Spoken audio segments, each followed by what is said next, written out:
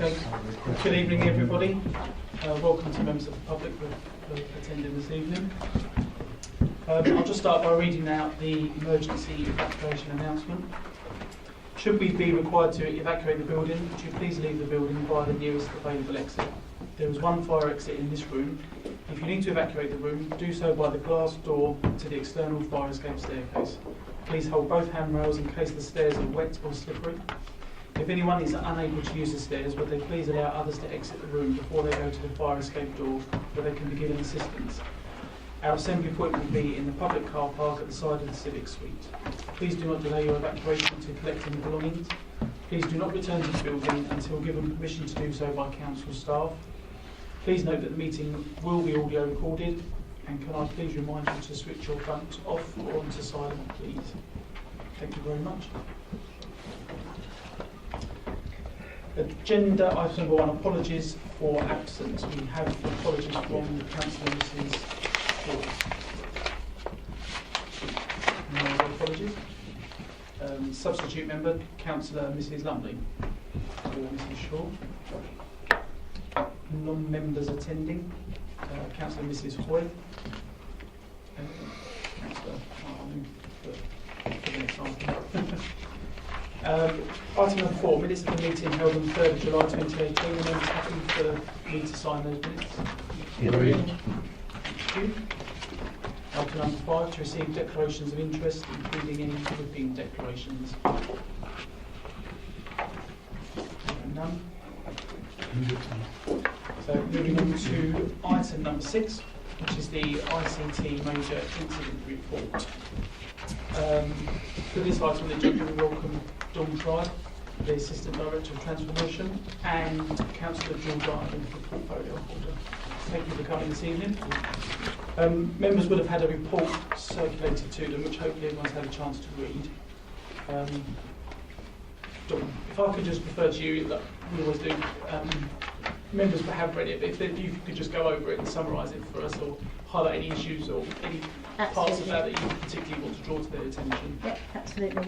Yes, I'll refer members to the ICT Major Incident Report, which the front of this summarises the quite in-depth timeline that's attached as Appendix 1, and it's that the incident took place in August.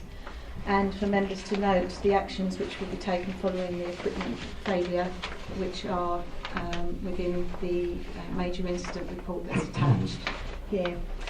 Also, you may have had circulated to you the minutes of the ICT Project Migration Review group meeting that took place on Friday, and some of the questions from that were in connection with the report as well. I've summarised in here just the events of what happened, because it was quite an in-depth, obviously, major event that took place. We had 2 events. One was an equipment failure at Rochford, and the other was a electrical failure at EduServe's data centre where we're currently at. We had support staff. I had support staff all throughout the incident. Managing Director, and that again is on page 7 of the major incident report. I was the officer that was the incident owner. I'm happy to take any questions if there are any at this moment. Okay. If I can just start you with Councillor Stanley, I think you had a couple of questions you wanted to raise first. Yes, thank you, Chairman. Thank you. Good evening, Dawn. One of the things, or part of the things, having read this the Youth Major Incident Report, was that where does RDC fit in with EduServe? Do we get treated as priority, or are we sort of have a list of prioritised people on EduServe? Just a couple of questions, that's all. And the other thing, a couple of other things, is was there, or do you know of any backup power supply to EduServe, and whether we actually have a parallel system going to those where we could obviously if there was backup, then that the parallel system would kick in and serve us. I understood at our meeting where you said our systems were monitored I believe you said on a daily basis. So where was we with that?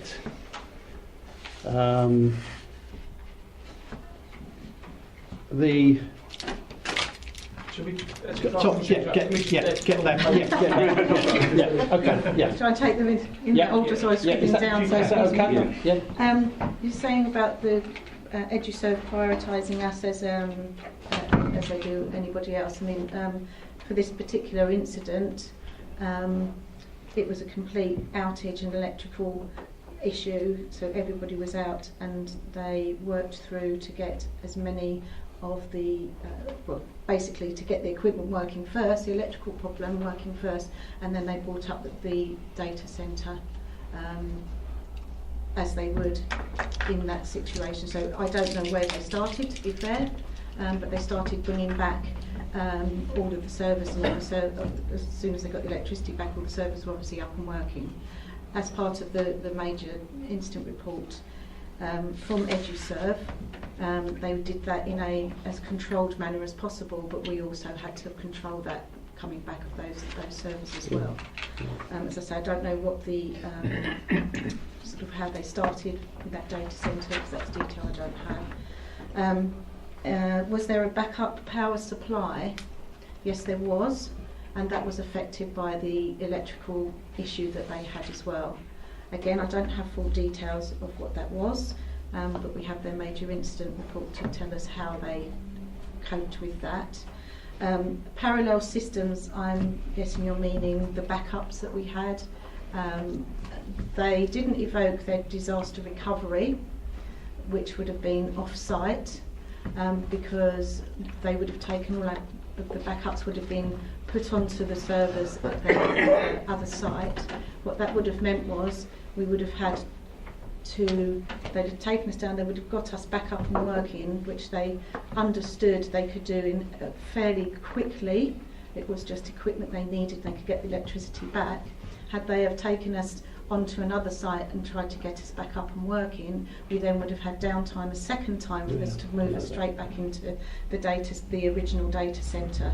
So they took the right decision in not evoking their disaster recovery at that stage. Monitored daily, on a daily basis. Our systems are monitored on a daily basis, but this was an event that was unknown to them, and there was nothing they could do. It happened outside of their data centre. It was a contractor that was on the site around the estate that they're on that caused the problem, and so they were alerted as soon as possible, moved the same as anybody else in their data centre. Everything just went down and there was no electricity supply at all to any of the servers. Okay, do you want to come back, Chris? Or Can I just, on just one point, is that if the incident that we're talking about was caused by a displacement of electrical services, can you ask EduServe for their backup procedures, and have they got any backup procedures? Because all data should have a UPS or some sort of generator or whatever backup system, and that if they haven't got that, we should ask them for clarification why, and what is what's their thoughts on that. okay, thank you. I'm assuming, Donna, from what you said earlier, their contingency is another off-site Their disaster facility. recovery, Yeah. had our data been in any way compromised at all, then it is off-site, yes. Okay.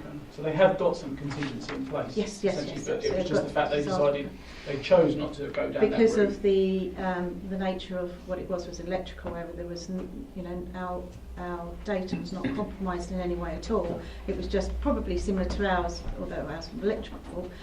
It was an equipment failure, so they needed to get that equipment and needed to get the electricity up and working as quickly as they could, which they did, and they evoked their business continuity in that way. And so that was their decision, and I think that was the absolute right decision. Then gone down for us to be then transferred back into the original data centre, and so they did take that right decision, I feel. Thank you. Councillor Gordon. Thank you. A few questions, Dawn, if you don't mind. One is a point of minor detail. Paragraph 2.5, it mentions the 22nd of September. I presume that's the 22nd of August. Oh, yes. Yes. Thank you. The EduServe technician, he seemed to take a long while to reach Rochford. Was he based in Swindon?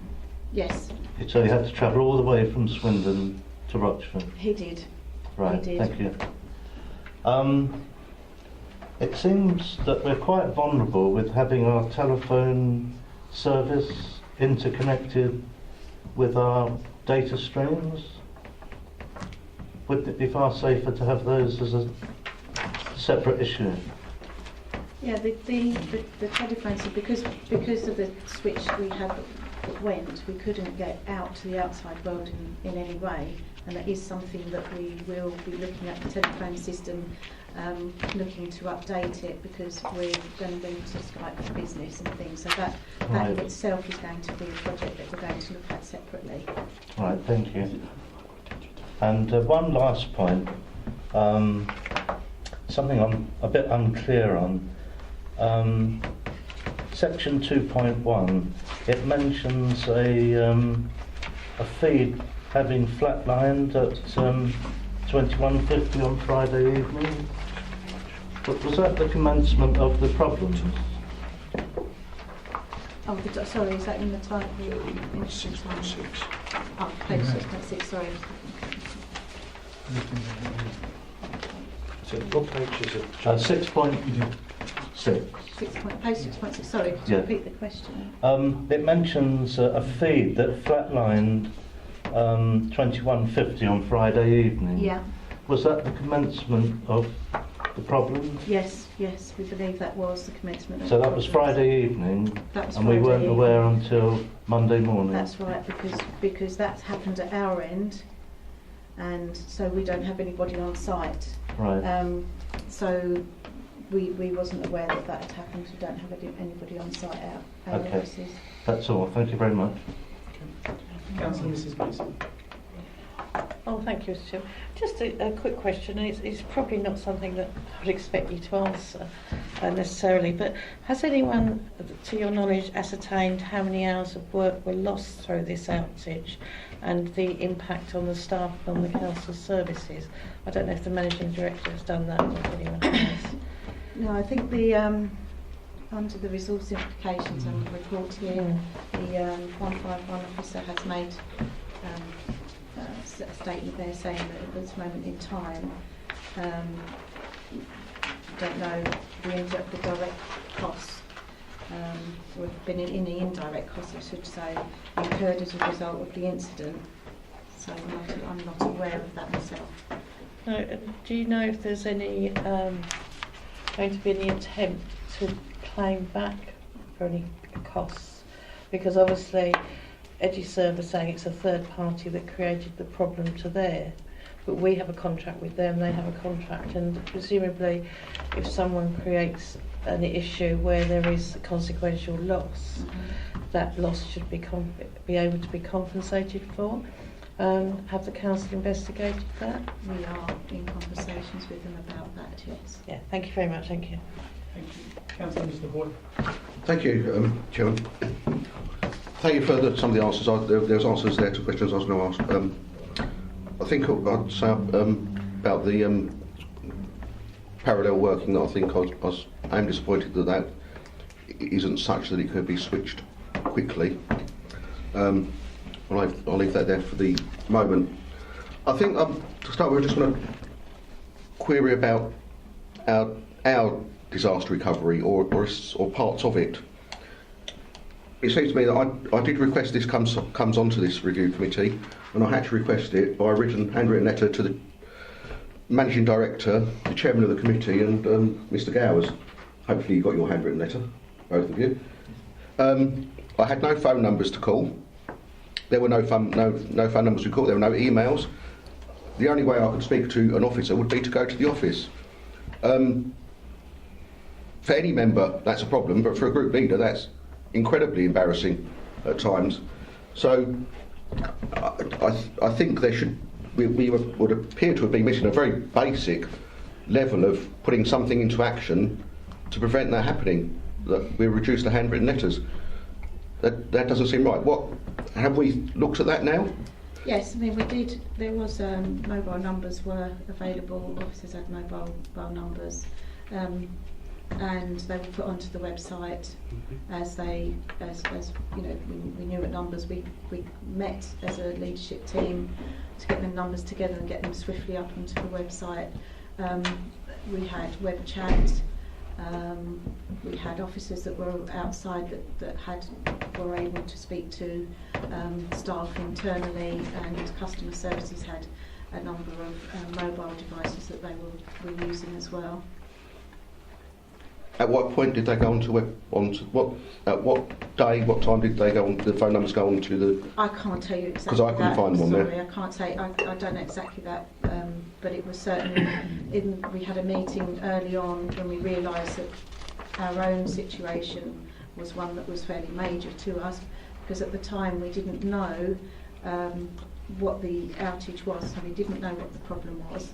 So we got together to decide how much of the business continuity plan we need to put in place, and then officers in their own areas, service areas, have their business continuity plans, and they all vote. Okay. And was it possible for temporary emails to be assigned to officers? Yeah, we did do that. We had. But didn't let members know?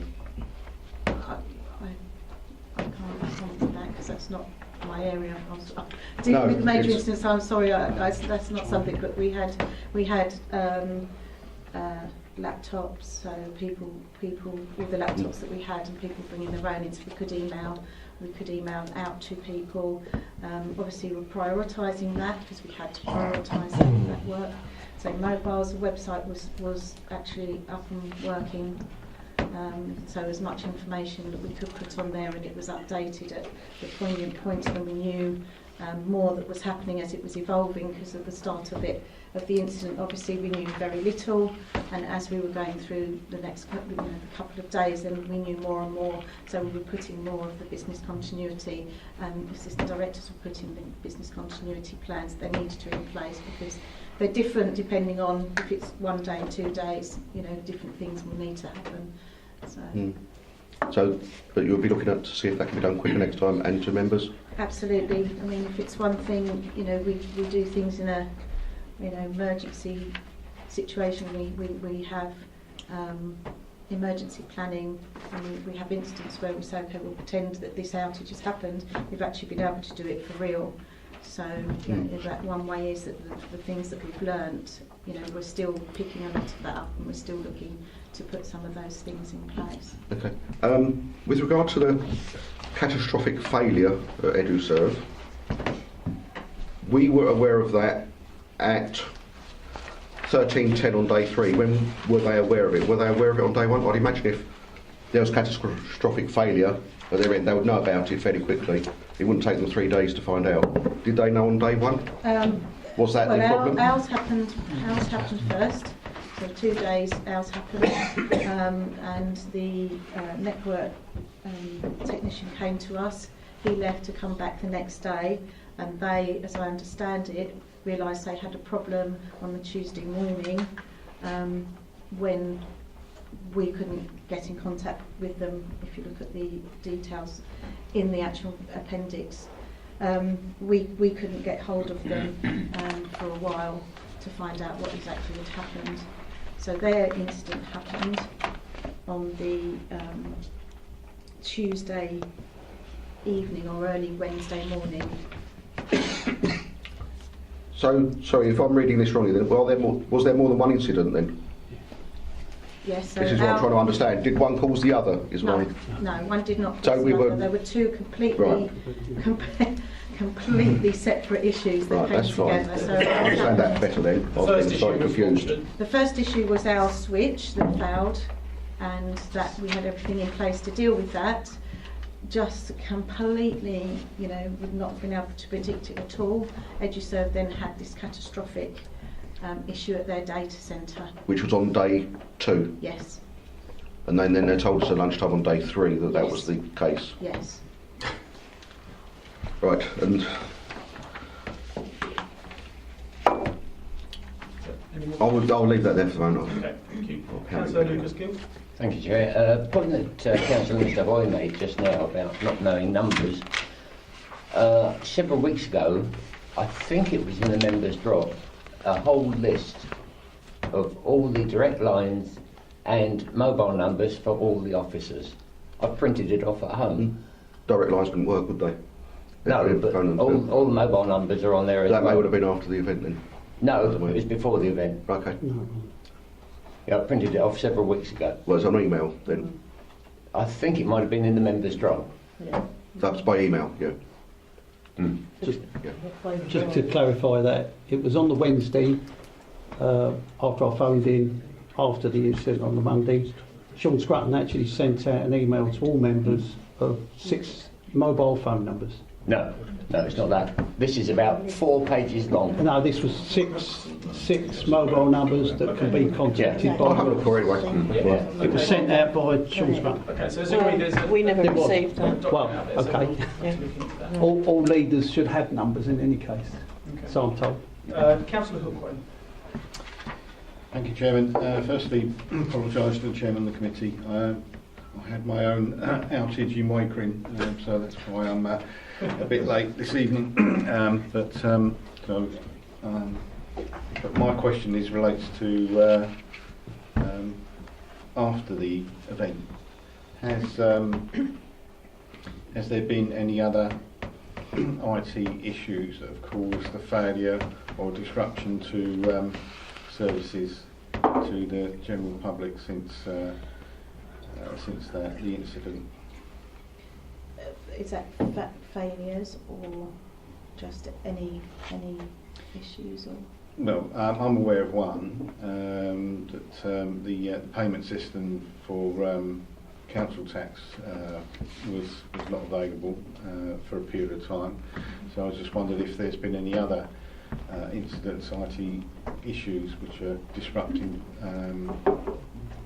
our services to the general public. Yeah, we have had over the last week and a half.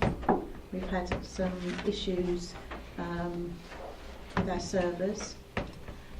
There's not anything that because they're not being managed properly. It's just simply we now need to just move into the cloud.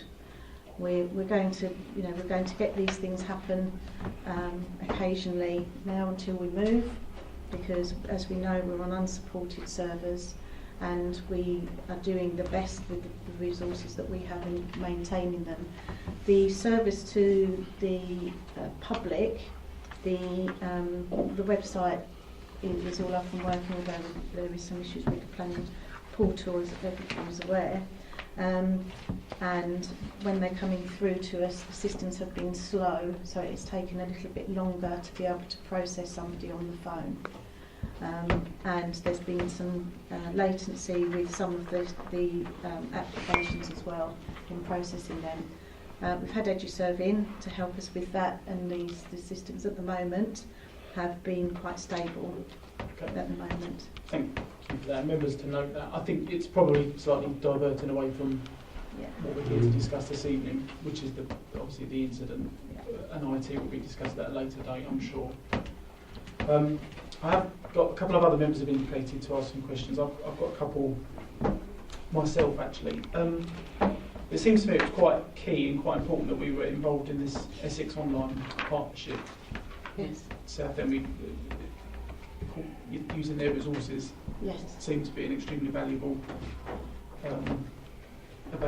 thing to do. It says there at the end of it, it's a recommendation is to draw up a more formal agreement with Southend's ICT team, as EduServe's team are too far away to react quickly to an incident. how's that going at the moment? What's the progress on that? Yeah, I've got a meeting with the director at Southend on Tuesday. Their network people have done a lot of work in putting some documentation together for us, because obviously when they were on site they were able to gather quite a lot of information, so they've done that for us. And the conversations, I've had a brief conversation with their director, and they're quite keen also to work with us because of their business continuity. So I think I've put on there something like a battle box, and the battle box basically has everything in it. We keep ours on their site, they keep theirs on our site. So we're going to jointly work together in understanding what we can do to give us more resilience. So I've got a meeting with them and their network team on Tuesday next week to try and finalise and put down some sort of service level agreements, SLAs. The Essex Online Partnership, as I put in there, did come into its own, and we were able to really quickly identify, it wasn't just Southend, it was others as well, we were able to quickly identify where we could get equipment, where we could get network expertise that we don't have ourselves. So as you say, yeah, absolutely, it did come into its own.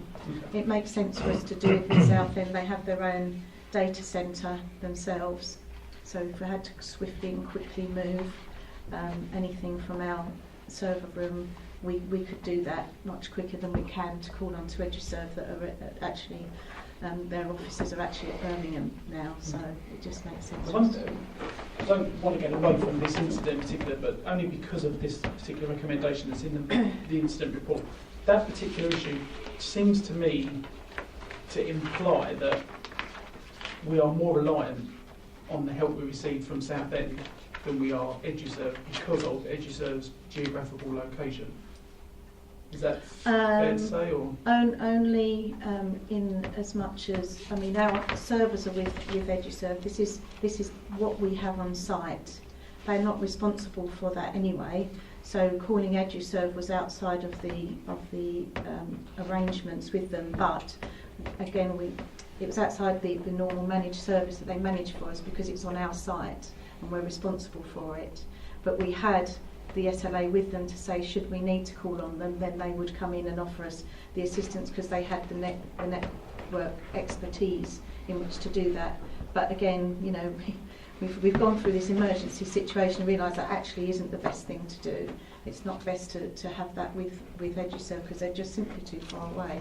So we need to have some arrangement close upon, which some of the other local authorities have between each other. Braintree and Colchester, for example, have a very similar arrangement together. So that makes sense for us to put that into place. Okay. One other question I've got. It says there on the report, your report, that a request was made for a copy of the SLA agreement which EduServe have with Clarinet. Has that been provided? Yeah, we've now we didn't have direct contact with Clarinet. They're a very closed software company, and if basically your name's not on the list, they won't speak to you. And so that caused us a little bit of a problem because we hadn't really realised that. We thought we could ring up and say, well, actually, we're Rochford and we've got the link with you. So, you know, can we discuss and can you check? What we had to do is get EduServe to do that as a third party. So we had to say to EduServe, can you ring them and ask them to do this? Can you ring them to check that? So which EduServe did do for us, because the actual contract is with EduServe and not with Rochford. So we're gonna move that so that it's going to be with us, and we've already they've got a names and we can now have contact with them, thankfully. Okay. One just last point really, just to raise so that it's on the audio recording. You have already touched on this earlier, but I do know there was a concern that was raised by a member of the public with regards to the council reporting this incident to the ICO. Okay. Yep. With regards to data breach and GDPR. Yeah. Can you just clarify that, as far as I'm aware, and I think I've seen a response, but yes. Obviously that's not something that's been recorded, but that wasn't the case. It was, as far as I know, it was recorded with the ICO on the 23rd. I think they were contacted, and throughout the incident we had, I had the Assistant Director for Legal Services, Angela Law, and I think it's in, I'm sure it's in the major incident, that was one of the Watchford Incident Support Officers for me, so that I was informing and she was sort of helping me with if there was going to be anything that we needed to pick up quickly around that, but we did report it and there wasn't any issues around that with the ICO. All right, lovely. Thank you very much. Councillor Macpherson? No, thank you. No? Okay. Councillor Stanley? Thank you, Chairman. Just another couple of things which you've remarked on them a little bit, was that business continuity test, have we tested this just, or will we test it in the future? An incident Yeah, similar, incident, yeah. we Will have we- that in place with the emergency planning officer, and we are going to go through again the whole incident that happened and pick up. I mean, should it happen again, sort of thing? I mean, nobody can tell, but I mean, Yeah. if we do, then we've got some sort of way round to keep continuity of what we're doing. Yeah, yeah. And the other thing was, which when I asked at the meeting, was there any costs that have elaborated from this come forward? This switch. What switch are we talking? I mean, I know it's only a small amount of £275. It's a very small amount compared to what we've already spent on the IT system. But what was the switch for exactly? That was the It's a switch data- that failed. So that switch. Was it that switch that failed, or? It was yes, it was that switch that failed. We had a replacement one, so I bought another replacement switch. So that's sitting now in our server room. Should we have an incident with that switch again? So they replaced that's what that switch is. Yeah. They replaced the switch. So we had already had a replacement switch that was put in, but now I haven't got another one in Right, reserve. so we've I had to bought another one. So another that one should in just in happen, case. Yeah. Yeah, It would be okay. configured. Thank you. And that is the right. I mean, £270. Is that the cost of the switch? Is that for real? That is for what. Is that for real? Yeah. Is it? It is. I thought it would be more expensive, but Yes, it is, but what I actually want to do is ensure that we've got the most up-to-date, and that's what the audit will do Yep. from Southend, is that I make sure that that is the actual switch that we need and it's up to date, and that we've not got an outdated switch. more robust. In other words, that's what I'm trying to get at. Yeah. Yeah. Yeah. Thank you. Thank you, Chairman. Thank you. I'm just conscious that we've got quite a lot on tonight's agenda, so I do want to try and keep each item to a time scale. I think just to kind of summarise, you've answered quite a lot of questions, thank you very much. As is often the case, a lot of the time you don't really know how plans are put into place until you have an incident. I think, are you able to say now that having had an incident like that, if it was to happen again, you are confident that the council would be better prepared next time, and have the ability to deal with it more efficiently? Yeah, I mean our own switch issue, we dealt with that very swiftly because we had a spare switch that we could put in.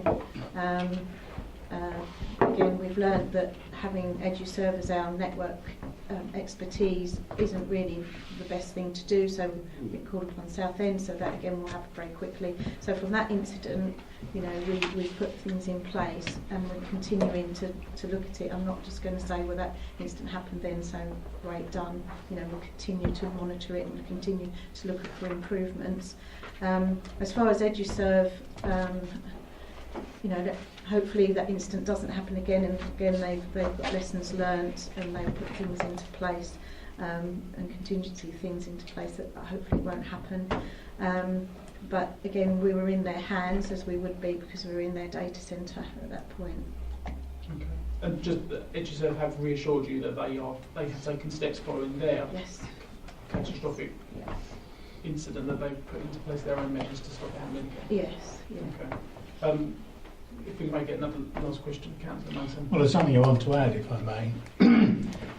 EduServe have put on the internet in January that they're coming out of the data centre business anyway. So that they're actually migrating their customers to the Azure cloud. And in fact, it looks like their business is going to become support for clients who have their applications in the cloud. So the situation with EduServe is that they will be ceasing a data center business, and of course we will be out of their data center and into the Microsoft Azure servers much quicker than they will cease their business. I believe we're talking about the end of October to have completed both the 365 and the migration of all applications to the cloud, excepting one which is in a cloud of its own. It'll actually be end of November is the new priority, the new plan, I should say, project plan that we have. EduServe will have fulfilled what they need to do on our Plan A to migrate us, all servers being ready and waiting for us to migrate. That work has already taken place and has already happened. Okay, thank you very much. Members, the recommendation on the report tonight is that we note the content of the report. Noted. Members happy with that? Yep. Okay, thank you very much. Thank you both. You're more than welcome to stay if you wish to. Okay, that's good. Thank you very much. Thank you.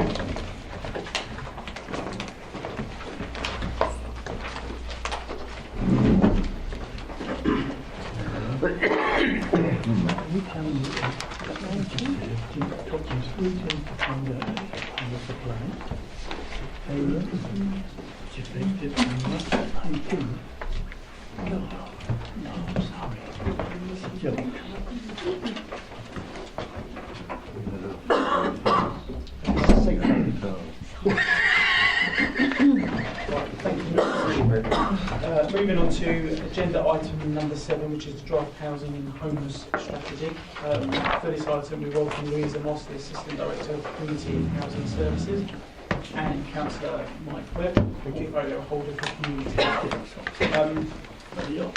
Again, as is always the case, members would have had the report emailed round to them with, I believe it's 3 appendix, quite a lot to read. Louisa, as always, if you could just go over the report and just highlight any issues or content that you specifically want to, and then answer any questions that members want to ask. Okay. So this report just presents the draft housing and homeless strategy, which sets the priorities and direction for housing and homelessness over the next 5 years. It was born out really on the fact that we needed to do a homeless review, which will do form a new homeless strategy because of the new legislation and the new duties.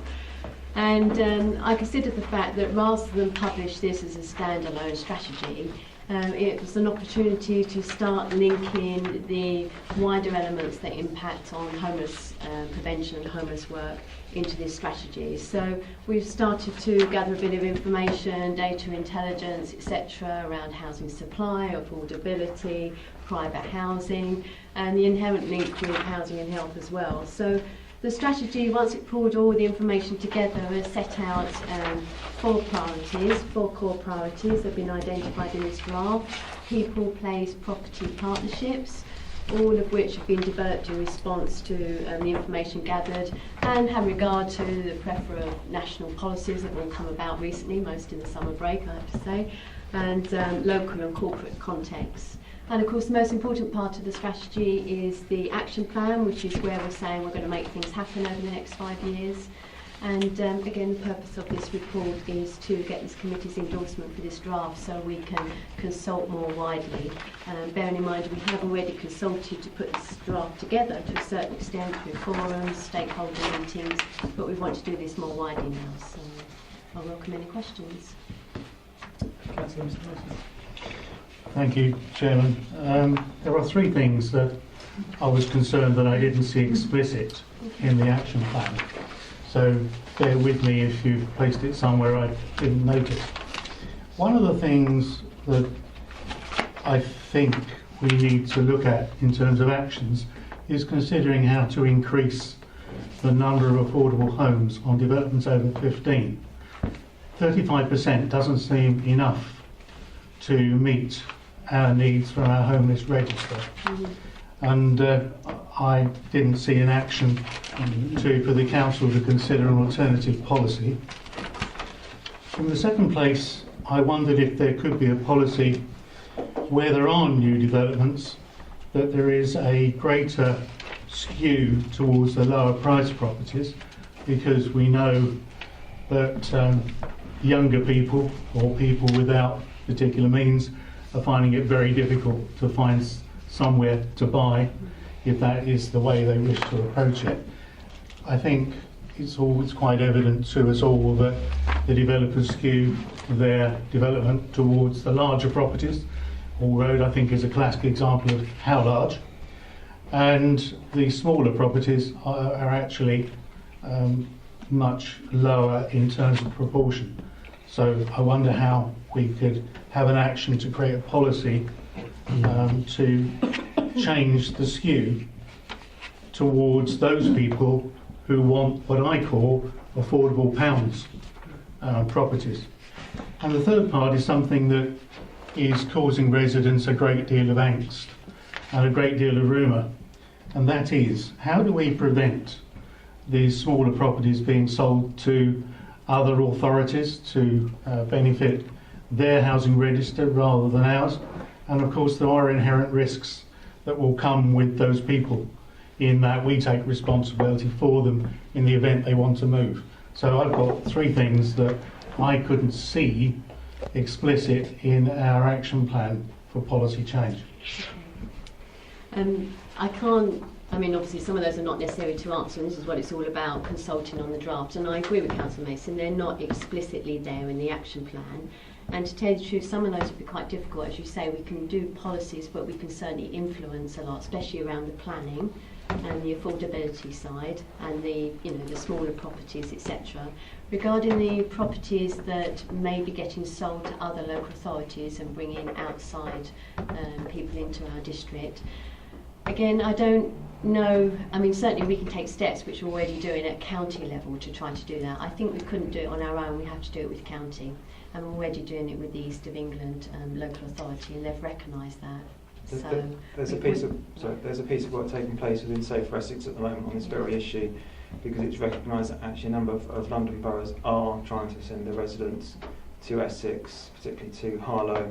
So it's recognised that actually that is quite a significant issue that we are not facing in Watford at the moment, but it's certainly something that has been made But I agree. aware of. Yeah, but I agree it hasn't been explicitly mentioned, and it's something because we're already doing, and obviously we want to continue to do. Chairman, could I just respond? I'm glad you recognise those three issues. I think they're very important.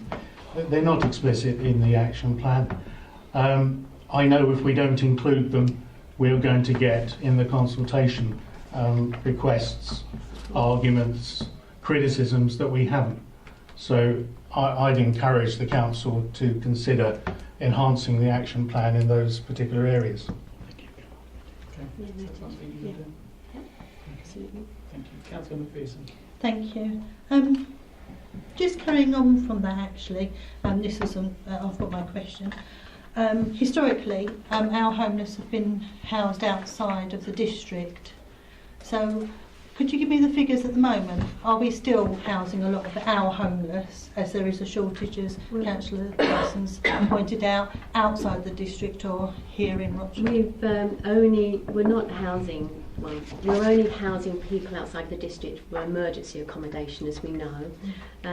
Our numbers in B&B, as you know, through previous reports, have gone down dramatically because of our sort of temporary accommodation. But the current numbers in bed and breakfast, which are outside of our district, are 9. That's good. Good. I asked that because it bears a lot of relevance to the person and the family being housed outside or here in the district. My question's in relation to the plan. On page 7.40, the middle paragraph under people about working with social housing providers to ensure they identify at an early stage tenants in rent arrears or otherwise at risk of eviction. Excellent. Obviously they're quite easy to identify because we work very closely with the social housing landlords. Then when we go to page 7.42, we're looking to do the same with the private landlords. How easy is that going to be? Let me just put it in. Sorry, 7.42 and 7.43 it's actually on. It says support private tenants, homeless clients to quickly and effectively resolve housing issues with better understanding of housing standards and responsibilities. And this is in... This is in the action plan. Yeah. I think that's more not about, I mean, obviously, if they're going to be evicted, we would encourage them to get housing advice, but that was more about giving tenants, a bit like a tenant accreditation service, giving tenants some skills and responsibilities to find private rented accommodation, become their own surveyor and things like that. So this is where our private housing officer is going to be working, or is already working with our housing option service, to put together a tenant pack to support them when they're going into private renting, so they know what to expect, what their responsibilities are, the standard of repairs and things like that. So it wasn't necessarily around what to do if you get an eviction notice. It was more about to support them to get into the tenancy, and once they're in the tenancy, what to do. Okay, if I can just ask them, because if you're working with social housing landlords and asking them to identify if tenants have got into arrears so that you can support them, Yeah. is the same process going to happen with private landlords? No. Could we look at that possibility? We could. Yeah, we could. Certainly, with those landlords that we've got that relationship with, that's no problem. I mean, obviously we regularly talk with them anyway, so I'm very happy to include that in It's got the social as well. help All to landlords, them. yeah, Yeah. that's right. Wonderful, thank you. Okay, thank you very much. Councillor Mr Hoyt. Thank you, Chair, sorry. I'll just pick up one item. On page 7.39, you refer to we're talking about support delivery of appropriate housing growth in Watford District, and using all available resources to deliver affordable housing to meet needs. Probably where I've got to be quite careful what I say here. But in the how we will do it, the third paragraph, we've got consider opportunities for new affordable homes from the council's land bank. How in writing that, how have you liaised with the investment board? We haven't. Right, But you'll be liaising up until we April will, the yeah. 19th But, about yeah, how and and whether it that would could be remiss- delivered. Yeah, I mean, I need to engage more with sort of asset strategy, investment board, etc. And it'd be remiss of me not to put something like that in this strategy. But to date, we haven't necessarily sort of spoken directly with the investment board about that. Right, okay. Thank you, yes. Okay, Councillor Stanley. Thank you, Chairman. I think one of the questions that's been asked, and you've answered that with the new government's view, is that the council should be now, because of not getting the 35% affordable housing, is that the council should start a programme of building their own. And I think that comes with the investment board, that you should be having that word with. And I don't know if that's available or not, sort of thing. My other question is, how many tenants, if you like, or whoever they are, how you want to put it, is now in private accommodation? And is that private accommodation up to the standards of what, I mean, do we inspect that accommodation, and is that inspection carried out, and is it up to scratch? Mm-hmm. Are they up to scratch with it? Are you happy with that situation? I can't, to be honest, I can't tell you exactly how many people have been placed over the last quarter or couple of quarters into private rented. And I do know it's been extremely successful, because obviously we've got more resources in the team and they've got better relationships with letting agents. I need to reassure you that we don't directly place clients, we just introduce clients to the landlord, and they're going to inspect the property, etc. That's the whole point of us trying to give them more skills to know how to inspect that property. But saying that, our homeless prevention officers are actually going to have a look at these properties before they're going to, for example, if a letting agent said we've got 1 or 2 beds available, normally what would happen as part of that relationship building, they'd go and have a look at them. And also, if there's any concerns generally while people are in tenancies, then what they're doing now is they're calling on the private housing officer to go and have a look, because they've got the skills and the competency to know what the standards are. So. I mean, obviously, sorry, just come back. Obviously, the people that are renting are not skilled in that sort of thing, in to know what they're acceptable and what isn't acceptable. Yeah. So yeah, I'll thank you very much for that answer. Thank you. As much as possible, because we don't want the tenancy to fail. No, obviously we don't. No. Thank you. Councillor Mrs Mason. Thank you, Chair. I'd just like to reaffirm the point that Councillor Mason was making about the 35%.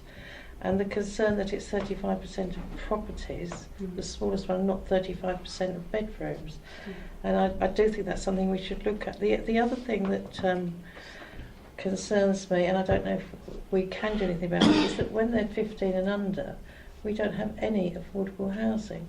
Perhaps that element could be looked at as well. I mean, that has just changed under the new national planning policy framework. Excuse me, I'm not completely proficient in that, but it has recently changed. So developments between 10 and 15 now have 10%. They actually can, 10% of those need to be affordable. Now, that only be a small number, but it's better than what it was. Yes. But are we adopting that policy? Yes, absolutely, and we already have, and we've had a couple of properties as a result of that. But the percentage shouldn't be in the number of properties, it should be the capacity.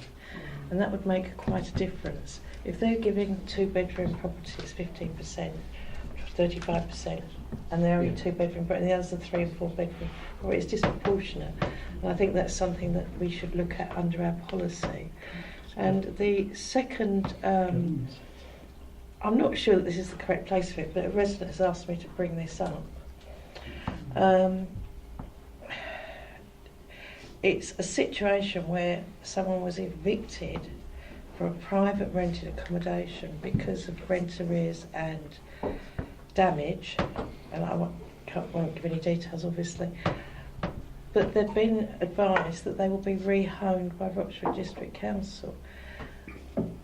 Is that a normal situation? Well, I mean, normally we would help people, but sometimes it would appear that... I mean, if with just that information, and of course, it's not appropriate to say anything more. I wouldn't like to say any more in case it identified. But if you just said that on its own, I'd probably say categorically no. Yeah.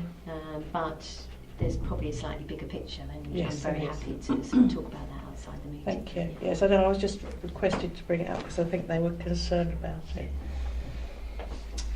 Thank you. Councillor Mrs Hoy. I just wanted to go back on what Chris was saying about private rented accommodation, and you sort of like trying to like introduce them to the letting agency and all that. I just wanted to confirm, because if I went to a letting agency, first thing I would have to do was do a credit check, and they could charge me anything from £250 to £500. So do these people have to pay that? Because I know for a fact that it only costs around about 20 quid to do a credit check on anyone. It takes quite a while to build up relationships with the letting agency and landlords, particularly letting agencies, and they're exempt from that. Right, okay, we give I mean, obviously we're not guarantors, but obviously we give reassurances about the tenants, and if necessary, we might use our homeless prevention fund to help a little bit, but they won't have to pay that. Right, okay, yeah, thanks very much. Okay, Councillor Lucas Gill. Thank you, Chairman.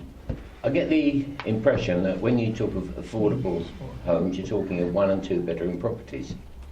As you're aware, I have been in touch with you about a family that needs a 4-bedroom property, and I'm being told that you're desperately short of them. What is being done about that size of property? That's the point.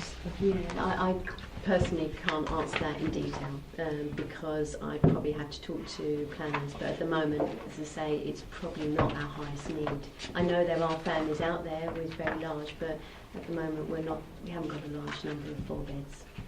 No. Should something be done about that then, Louisa? Okay, I can only note that. I can't directly probably influence that, but I can certainly talk to planners about it. Seems to be a major problem, doesn't it? Well, there's a need for all kinds of beds. Certainly, there's a greater need for 1 and 2 beds, but you know, there's a need for all kinds of beds, and I wouldn't say there isn't. There is, but it's how I can. All I can do is just have conversations and influence. But you know, I acknowledge it. I think there's something that can certainly aspire to that within the strategy itself. Whether that can actually be delivered, that's another question. But I'd certainly want to aspire to that, to actually provide enough accommodation for our families in the district. Absolutely. Okay, thank you. I've got a couple of questions, if you would. You said there that the draft report, the draft strategy is being formatted ready for formal consultation in October and a 28-day consultation period. Has that commenced? No. It hasn't. No. And who is that with? That will be online. So obviously it will be there for the wider residents. Obviously we're blog, tweet, social media, that, but also it's going to go with all our partners that attended a homeless forum earlier on this year. So it's all key stakeholders ranging from health, county and others, community safety partners, health and wellbeing partners. So. And that's the forum that you referred to in the consultation. How successful was that in your opinion? Was it? It was successful. It was 40 plus participants, round table, some members here attended, so it was a round table, just getting to understand what the review looked like, our aspirations, and getting thoughts and ideas around a homeless charter. Which is really our intention to, obviously our aspiration to end homelessness, and a set of values around how we can work together and respect those that come through our doors. There's a good range of stakeholders there. I attended myself, and it was good to see a number of community groups there, a number of local churches were there. So there's a really strong community representation there, which I think is good going forward, and to get the community buy-in actually to work with homeless prevention and support those in our community that need the help. Yeah, and this is just the start. It wasn't just a one-off. It's now, for example, we will consult, and we're going to get everyone together again as part of that consultation process. Just in the covering report, there's one particular thing that jumped out at me, one line, 4.3. It says, under risk implications, there is a risk that the anticipated new affordable housing will not be delivered in line with the supply pipeline expectations. Is that, are you able to expand on that? For some reason that alarm bells with me slightly. I just want to know if I've interpreted that correctly. I think that's probably just a reality check, really, because our affordable housing need is far in excess of what we've delivered over the years and what we're probably going to deliver, and we need to acknowledge that as a risk. We're in no different position as when we were last year, but we can't be sort of not having a report that doesn't identify that risk, which is why there's so pressure on the number of bedrooms and things like that. Thank you very much. Councillor Mr. Hoy. Thank you, Chair, for letting me come back. It's really around the bedroom sizes of affordable housing which was raised. It made me slightly concerned because obviously for any major application, discussions are held with our housing officer and they will say yes or no to that mix of housing. It was just, I was slightly worried, there's two bits to this. I was slightly worried about, you seem to think that, I'm not aware, are we saying that is not that influential and we're effectively agreeing what we're told is going to happen, or is it just a question that the mix is quite difficult to get? We do get, the conversations do happen between planning and housing, and we detail at that moment in time what our housing need is and the bedroom sizes. Right. So that leads on to the second thought, which has just occurred to me, so please, I apologise if it's not a relevant thought. On the basis that each application comes in and I assume then we are saying this is the type of housing we need at the moment, this is what is on our list, how often is that reviewed? Because I can see a situation where you've just said if there is a delay in building houses that we're forever short of 1 and 2 bedroom houses, and that's always going on because of the delay in building. But it is reviewed regularly. Sorry? It is reviewed regularly. It is. Yeah. So for instance, my concern is that if we pass if we're passing a number of applications, So, for instance, if I take Hall Road, that I don't know what the mixture was on there. That was passed, and it's being built. Holbridge has been passed. That will be built in the next few months, and that will be gone for 5 years. Building that mix of houses, which I think was maybe 2, maybe 3 bedroom from memory, but maybe some 1 bedroom flats as well. However, before that was passed, the ones at Rayleigh were passed, and they would be passed with the mixture at that time. So I'm just wondering how that mixture of what's being passed at the moment would affect our housing list. So if everything was built at the moment, which has been passed, with the housing mixture we've asked for, would that? Can we just have it coming back to me alone, or if other members want to know how that would affect our housing mix? Like how many 1 bedroom, 2 bedroom, 3 bedroom, 4 bedroom, and how that equates to our housing register at the moment. So what you're saying is if there's a significant delay, whether it's still... Because some would be built before others, and I'm wondering how that would bear out. I'm probably not qualified to answer that exactly, and I'm sure I can get back to you and give you more detail. I didn't expect an answer. But to say, just a bit blandly, that obviously our housing need hasn't changed a great deal, certainly in my time around bedroom need. But I agree, I can come back to you in more detail on that about the time of lag. Thank you. Can I just add a comment there? Going from memory, I believe in Hall Road, the developers did come back to us and asked to restructure the number of properties and the sizes. So sometimes market forces will have an effect without any influence that we have to do. I think it was a change of by the mix between buying and letting to rent. But the size also changed as well. They moved from 80-20 to 70-30. Yes. To be precise. Okay. Councillor Mrs Mason, you've indicated to us another question. I think after that...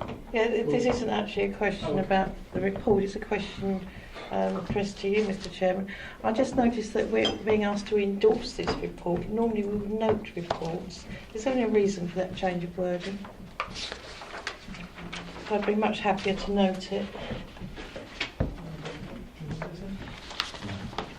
I'm not aware there is, I think. It's bearing in mind that it's going to consultation. I think we should be noting it, not endorsing it. On 8.1, Mr Chairman. Is it a very simple one? quick... Yeah, just a simple one. Thank you, Chairman. With housing the way it is and people getting on the property ladder and what have you, and there is, from the news that we've recently had, in the way of youngsters or trying to get on the property ladder, is the council viewing a strategy that some other councils are taking by helping those to get on the property ladder in the way of a partnership or some sort of description like that? Do you happen to know? Not you're aware of. The London boroughs are doing it, or going to do it at the moment, and I just wondered if that might come to yourselves at Rochford. Do any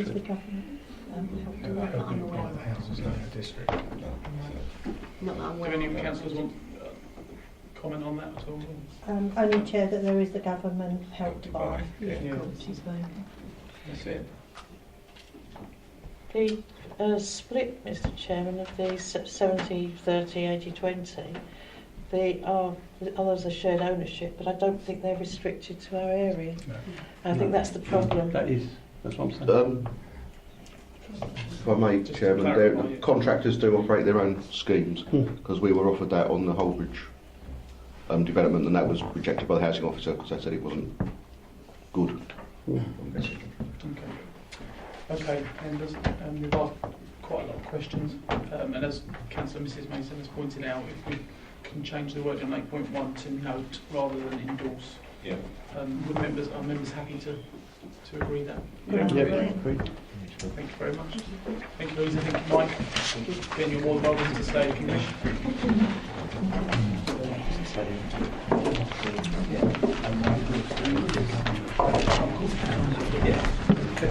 Yes, please. No, not that.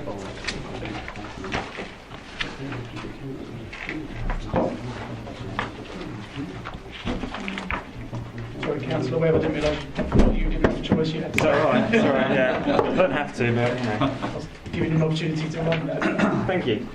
I should have taken it. Moving on to agenda item number 8, which is the leisure contract.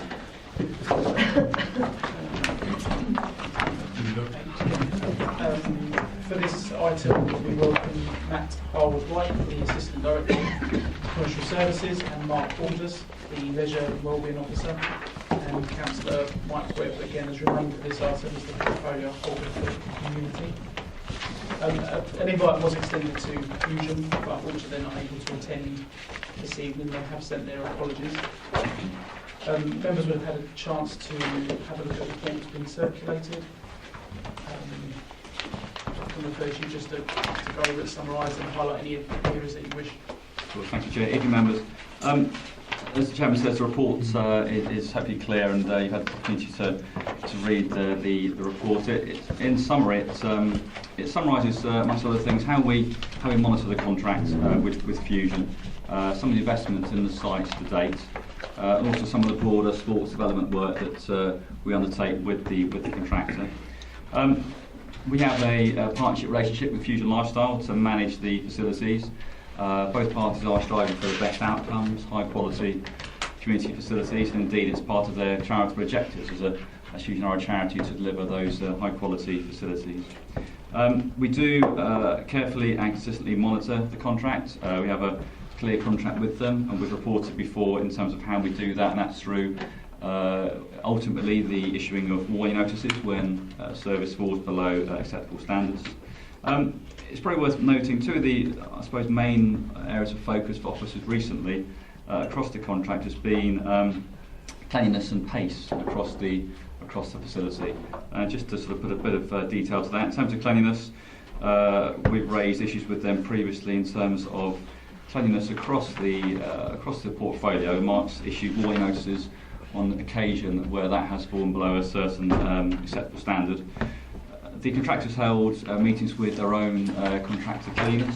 We have seen some improvements in that area, but obviously there's much more work to be done there, but I think the general direction of travel is positive. In terms of pace, we want to see improvements made much more quickly. That's at a small scale and a bigger scale. In terms of updates on that side, Fusion themselves have made a change relatively recently in their management structure, which has meant that the contract manager, so the member of staff responsible for overseeing the whole contract across Fusion, has had some additional resource in there to free up their time, to enable them to focus more on some of the bigger issues across the sites and to increase that pace of delivery. So that's a watching brief for us to see that that does have the desired effect, but we're hopeful again the direction of travel is positive. The report clarifies and highlights some investment across the sites recently, which I'm sure members will be pleased to see, and we certainly welcome that as officers. £170,000 in the gym in terms of new spin bikes, CV equipment and other kits in there in terms of a redeck as well and refurbishment, and also £60,000 to come in the wet side at Clements Hall Leisure Centre. We appreciate there's much more work to be done. Fusion certainly do as well. If they were here tonight, they're probably saying similar things. We do recognise, as I say, direction of travel. It's improved, we feel, but much more work to be done, and certainly in the next few weeks and months we'll continue that pressure and partnership with Fusion to deliver those improvements. More than happy to take any questions members that you may have on the report. Okay, thank you very much. Start with Councillor Gooding.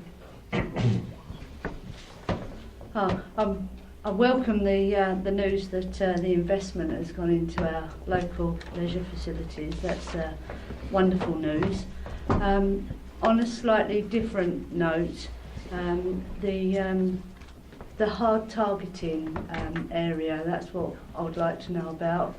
What has been put in place to address that? I know the police was involved. Councillor Webb might be able to tell us, and have we taken their advice from the police? Yeah.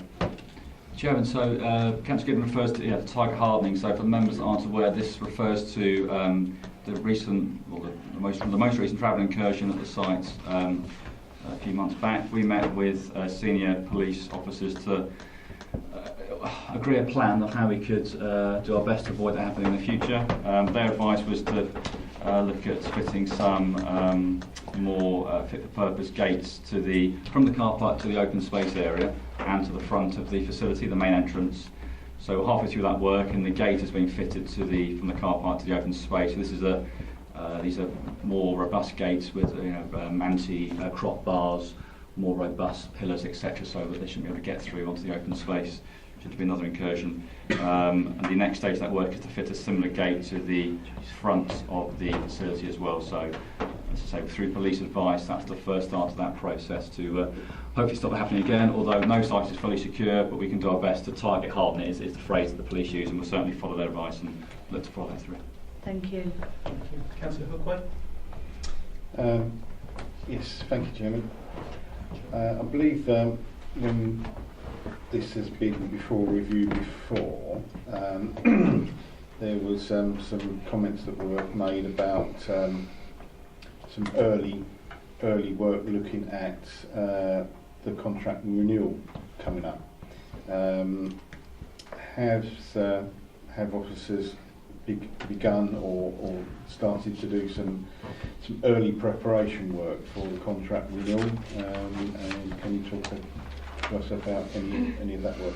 Yep, certainly. If I just refer members to the report, section 3.19, just give some headings there, but basically what we have been doing today. I mean, this is work that's been going on for some months now, that Mark's been leading on. But certainly it's looking at, and it's something we've been doing for some months now. Every time an issue arises with the contract, be it how it's monitored, responsibilities, improvements, we can make note of that. It's an old contract. It's already 20 years ago. We're coming towards the end. So yes, there's a lot of improvements to be made to it. So we're continually doing that. We've already met with Sport England again some months back to seek their advice in terms of the best way to do this process in terms of consultation and what that can look like. Mark's been to meet with other colleagues who have been through similar bits of work to see how we can learn from them, what worked, what didn't work so well. And also again looking at other potential contracts and options for how we run the service. So yeah, an ongoing brief that's coming forward. We're ahead of the game, but we're not. That time will run very, very quickly. So we need to move quickly to move to a position where we can make some decisions. Thank you very much. Councillor Mr. Hoy? Oh, thank you, Chairman. I just want to raise a question around the running of the contract as it is at the moment, then just move on to the future delivery options. I won't go into too much detail because I should be slightly commercially sensitive if you give too much away now. I would declare an interest in that I do use Rayleigh Leisure Centre quite a lot. Looking at me, you might wonder why, but it's actually to drink coffee. I do go there and I do meet clients there. And it is incredibly annoying the amount of times the cafe there is closed. I've spoken to the staff there, and Councillor Mrs. Hoy was with me, sorry, the last time, and they said, can you please put a complaint in because it is just not, the contractor does not care about it. To me, it's part of what should be there. Clements Hall has a cafe. Mm-hmm. There used to be a cafe there which was open, and this one is not open. It's not as though it's closed at 10 o'clock at night. I'm talking about a Saturday morning at 9 o'clock when it really should be open, and it is closed because they're refusing to staff it. Can you just have a look at that? Because I think that's a really important part of a leisure centre. Yeah, I could agree more, and we'll certainly take that away. Yeah, I know that it is. I know it's staffed in the sense of if people go to reception, they make me instant coffee. Yeah. It's hideous. But it's don't have the coffee. I think would it not be correct in saying that would form part of the contract? Surely I think that's a should be relatively simple fix. We'll take that away and look at why that is and the reasons for, and get that sorted. Okay. And then I want to move on to the second part, and I'll try and keep this general. We're talking about the renewing the delivery option in line with our business plan, presumably. As I see that would be to keep people active or to maximise their assets, and the two might not be, or may be mutually exclusive. I'm not sure. That's probably something you'll be looking at. I should have asked for this before, but can someone come back with me for a figure for me? Can you let me know what the percentage of the adult population is of Rochford which is a member of the gym?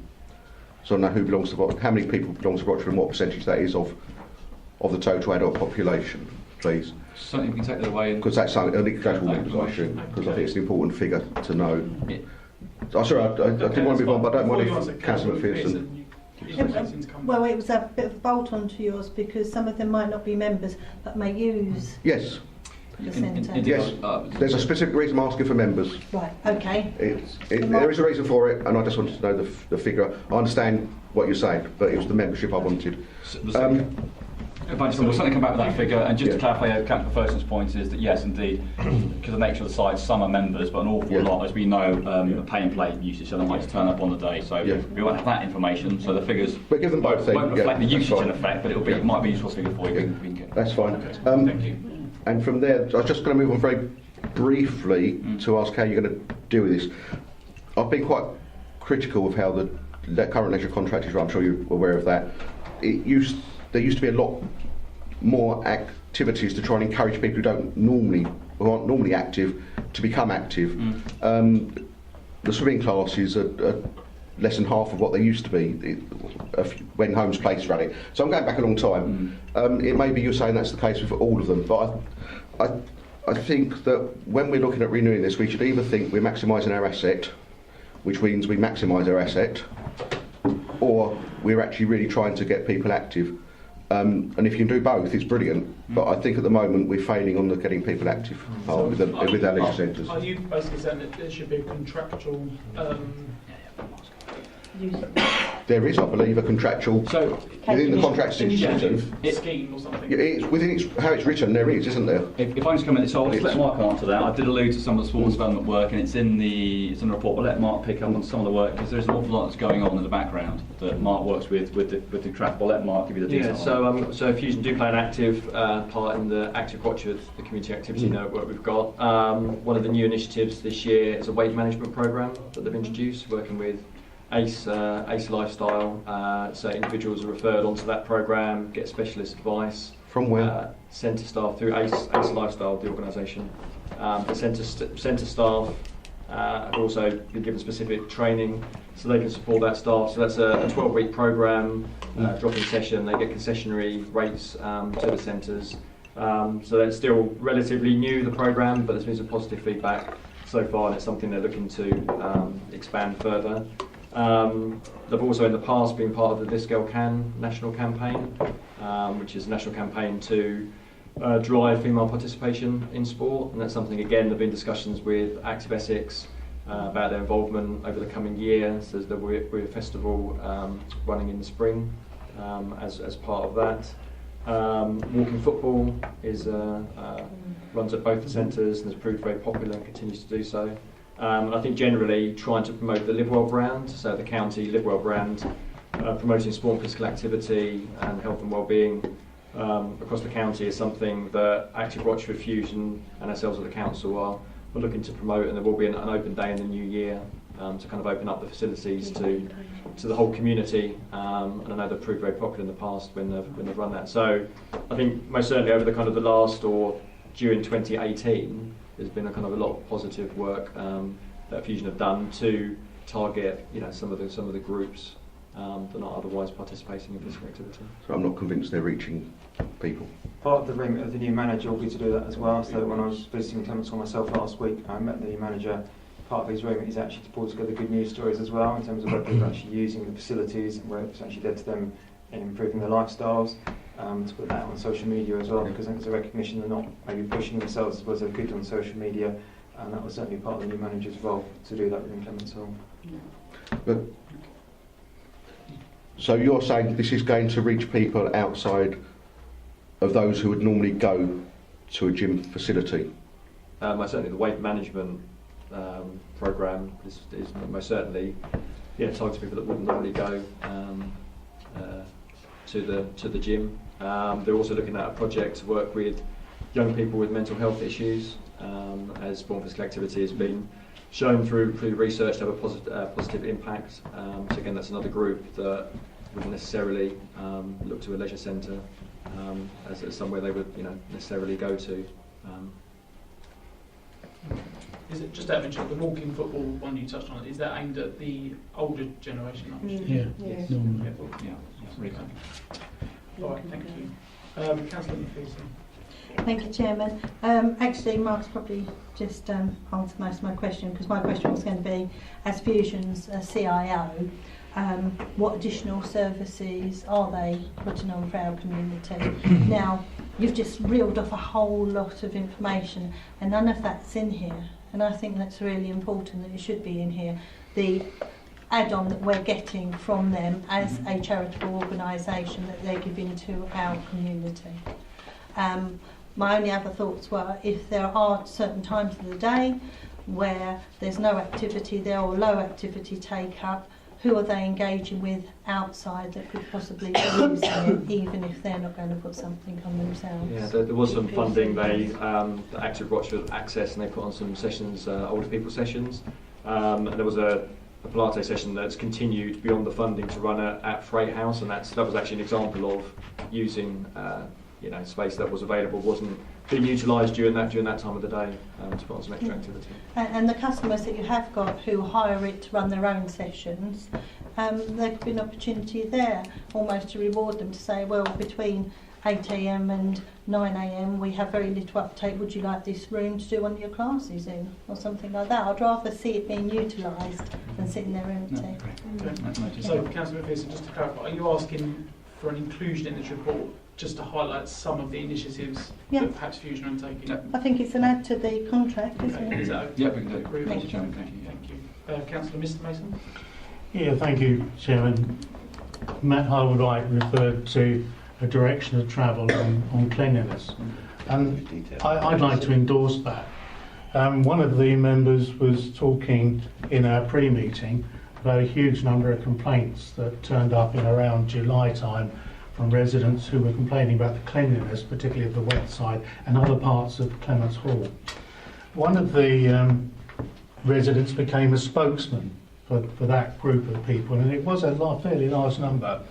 And I've spent 4 months visiting Clements Hall with John Richardson and latterly with Mark. Fusion have responded positively. They are moving in the right direction. There is more to do. The residents are reasonably assured that that is the way things are going. They're particularly assured around what is going to happen in the Wetside Changing Village. And there were quite a few ideas that came forward from the residents group. The only thing that concerns me, and Mark knows this and he knows I'm going to say it, Fusion don't seem to operate project management, and they tend to run these improvements on a fairly ad hoc basis without understanding dependencies. And I think they need to be encouraged. You were saying that they don't do things as quickly. Yes. And to be quite honest, the reason they don't manage that is because they don't use project management skills as part of the way forward. And I've encouraged John Richardson, who is in fact the contract manager, but I've encouraged Mark to work with him to ensure that there is a project in place. And I will be dropping in a month's time to ask how that's going. So it's an endorsement of good things, but we still need to see it move forward in an appropriate pace. Okay, thank you very much. Just a couple of questions that I have. On 3.2 of the report, it refers to it says a unitary charge is paid to the contractors to operate the facilities based on the bid received from Holmes Place in the procurement process in 2001-2002. Then it reiterates the fee for 2018-19. Now I understand that has to be based on, or have a starting point. I think the one thing this report highlights is how long ago that actually was. And whether when the new contract comes up, if that's going to change, will there be a periodic review of that starting point essentially? Because I think we're now in 2018. That's a long time ago. How accurate is it? Is it reviewed? It is a long contract. It was a 20-year contract when awarded, so yeah, we're coming towards the end. Very long-term contract. We've had some benefits from that, and I think we've had some challenges to that as well. But in terms of how it's reviewed, we'll see that contract out, and I believe it increases with RPI annually. So it's set from that figure. is how it works. So that will come to end, and we'll have we'll possibly move into commercially sensitive grounds, but there'll be then an opportunity then to review options for that contract, the best outcomes for the authority, financially, operationally, and obviously for the residents in terms of a quality provider and some high quality facilities we want from those sites. I think it might be handy if in the report it's included how that figure has come to, if it's RPI. Yeah, then we can include that. I believe it is, but because I read that and no, we can double check. But it's the opinion that it was. It's been linked since the start, so we're just interested with that. Yeah. Also, it does refer. We have touched on it this evening already that the contractor is planning to invest approximately £60,000 in improvements through the west side, change in village at Clements Hall, by the end of the calendar year. Have we got any update on that or progress? Do we? I'll defer to Mark on that. Yes, yeah. So the works will take place during December. They're obviously looking to minimise disruption to the site. So that's December is optimum time to carry out the works. John, they're committed to complete the works by the end of the calendar year. I've got my monthly meeting with them next week, so I've been agenda item there to discuss that as well. So. Okay. Thank you, Councillor Griffin. Thank you, Chairman. Mark, you mentioned some of these health programmes.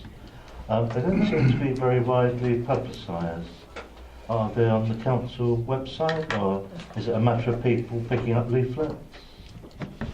No, I mean, in terms of communications, we've had, I think it was a couple of months ago, there was a meeting between the communication teams from Fusion and from Rochester District Council to discuss how we could improve and work more closely together to ensure that, you know, when we have got some projects and good news stories, that actually the message is getting out. So press releases are issued, things are posted on social media, but I think there is more work that can be done to improve how we get the message out and ensure people are aware of the opportunities that are there at the centres. Thank you, Mark. Okay. Thank you. Councillor Mrs Mason. Thank you, Mr. Chairman.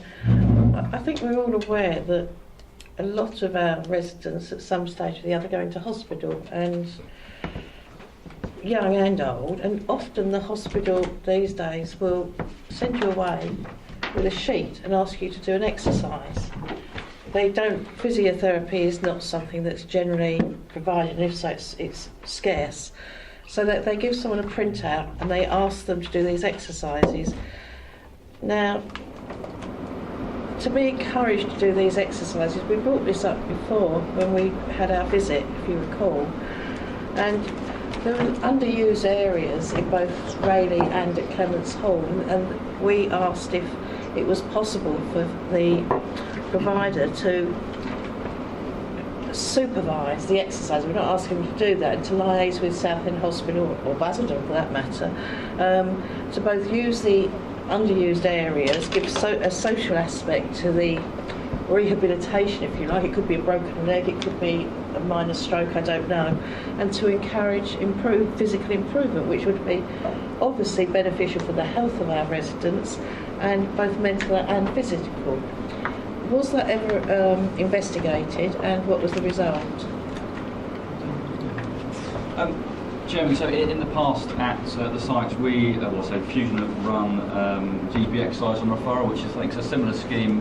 No, that's not what I'm talking about. Referring to, forgive me, I'll imagine what. So if that's something we've run previously, where Fusion have had staff trained able to deliver an exercise programme that a GP would design to help with rehabilitation. So a member of the public would go to the GP, maybe after an operation or for some rehabilitation. The GP would prescribe an exercise routine. They'd work with a personal trainer at the sites, properly trained to deliver that programme at the sites. I don't know what the position is with that currently. I know it's something we've offered in the past, or Fusion have. I'd have to check what the position is with it now, but it's a quality scheme, and it's been well received in the past. Yeah, I should imagine it is, but this was more linked to the Southend Hospital, where they basically give you a printout and tell you to go home and do it. And if you haven't got the GP support, I should imagine a lot of people go home and they could possibly do the exercises incorrectly and do as much harm as good. And I think that was the area of concern. So yes, it's excellent if they're doing that, but the link up was asked to investigate was with the hospital, because obviously more people go through a hospital than a GP. I'll take that away. And obviously exercise and health are clearly linked, so we'll take it away and we'll look at it. Thank you. I think just for the recording, a member has indicated that it does still appear to be continuing. So thank you, Chair. Councillor Goodway? I think my point might have been answered, but just for clarity's sake, mention about a whole list of different programmes that are being done to try and engage people more in using facilities. I just wanted to ask, is there a particular age group being targeted, or is this generally covering all age groups across the spectrum? So some are age specific, the Scale campaign is gender specific, and others would be kind of open to all, so it kind of varies project by project. But there's no particular targeting of a particular overall. We are looking to try and engage as many people across the board as possible. Yes, but then there are specific, older people sessions as well. Thank you. Councillor Stanley, you indicated. Yes, thank you, Chairman. Yeah, just two questions, they're quite simple. I'm pleased to hear that the change of rooms area is going to have a lot of improvements made. But two questions is, one is how many warning notices have we actually delivered to Fusion, and also are we and do they take any notice at the time of when you do it? And I don't mean to give it a couple of months or 3 months, is how quick is their response? And also, are we going to have a swimming pool at Radiant? It's a big project, but I'd like to see one there, because it'll be easier for all of us. I'll try and answer the first two. I might just fail on the third one until we look at future options for the contract. But in terms of the first two, we'll have to come back with the exact number of warning notices. I don't believe we've got that with us this evening, but we can come back. That's okay, Chair, and we'll come back with that number. In terms of whether Fusion take notice, well, yes, they do. There's a ratchet mechanism in the contract if they don't. I don't believe to date we've had to enforce that ratchet mechanism, but they do take note. In terms of the timing, it would depend on the time that we feel is appropriate to get that individual piece of work done. It may range from a couple of days to a week, depending on the month, depending on the piece of work. But yeah, they do take notice. It's a strong piece of a strong thing we can do with it. In the swimming pool? No, Charles? Not within this contract. Could you not put that in small letters print at the bottom? Okay, thank you, members. The recommendation is to note the report. I think there have been a couple of adjustments to be made, but obviously not to the report. They'll be reflected in the minutes. We can do that. Obviously, a bit about RPI and what the council has proposed as well. So those agreeable. Brilliant. Okay, thank you very much, Chair.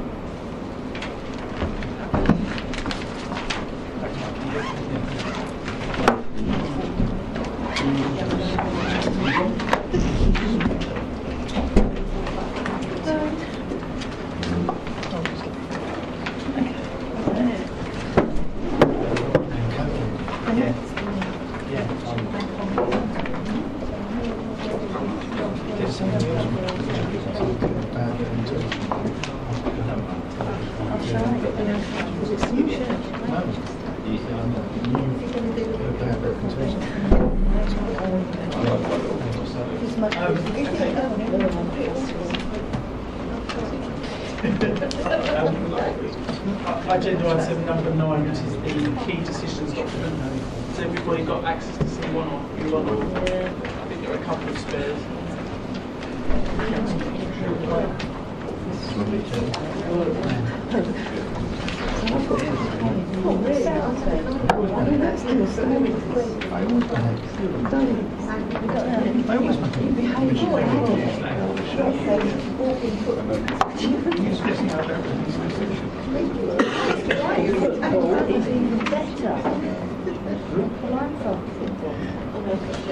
Have you seen the walking one? It's so funny. Yeah, no, it's great. They walk faster than they can.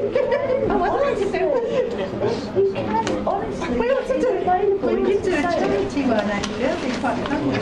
Yeah, what blind one? Yeah. Well, you've got to have a ball about them. Otherwise you go down like this. Think about that there was well,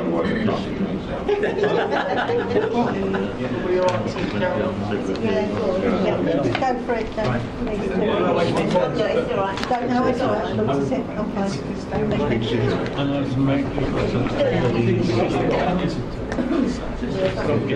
All they want to send when in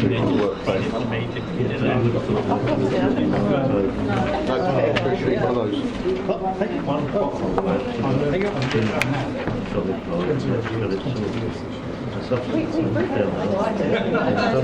don't think John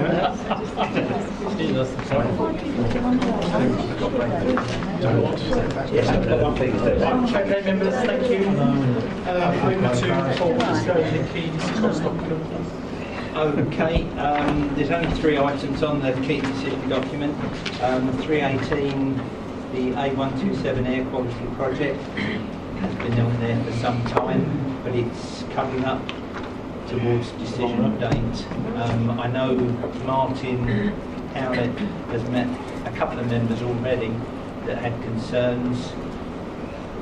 He probably won't thank me for saying, but if any member has an issue, I'm sure he'll be happy to discuss with you if you want to contact him.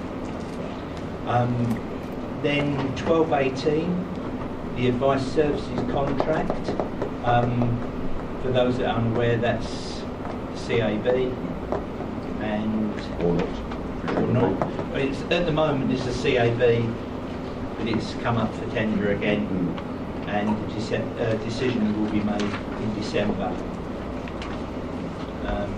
So if any member wants more information on that, Louisa will supply it, or I can get it come to the next meeting. All right, and moving on, the last one, 1318, the Garden Communities Prospectus, which is a new one as well. Any comments or questions? Thank you. What is it? Too late. Oh, no, too late, yeah. Well, if I read the subject matter, to endorse a joint bid to deliver key feasibility work and evidence to support statutory plan making. Presumably this would be with the seller, would it? This is to do with the duty to cooperate. I presume so, but I don't know for certain on that. For the chairman of the subcommittee, would I? It does.